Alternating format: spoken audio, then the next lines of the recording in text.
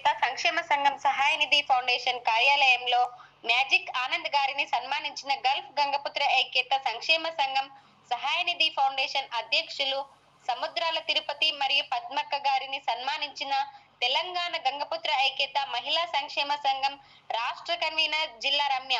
ఈ కార్యక్రమంలో తెలంగాణ గంగపుత్ర ఐక్యత సంక్షేమ సంఘం రాష్ట్ర ఉపాధ్యక్షులు బద్దెల గంగరాజ్యం పాల్గొన్నారు.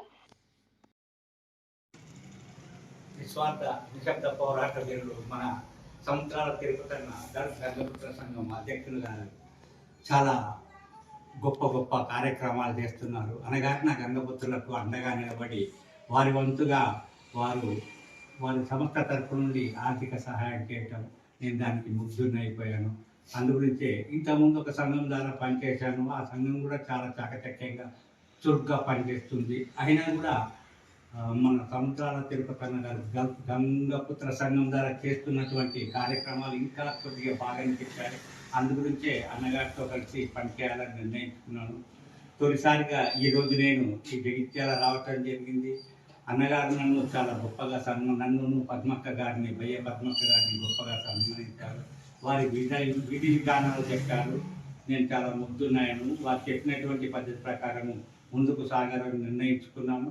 తప్పకుండా ఏకసంఘ నిర్మాణానికి పాటుపడుతూ మన సముద్రాల తిరుపతి సార్ చెప్పినట్టు వారి ఏ విధంగా నడుచుకోమంటే ఆ విధంగా నడుచుకొని పల్లె ప్రాంతాలని ఇప్పటి వరకు పుట్టుకొచ్చిన జీవులు ఎందుకు పుట్టుకొచ్చాయి, వాటిని ఎందుకు నిర్వీర్యం చేయలేకపోయారు, మన అన్నగారిన గంగపుత్రుల మీద దాడులు జరుగుతున్నాయి, ఎందుకని ఆపలేదు.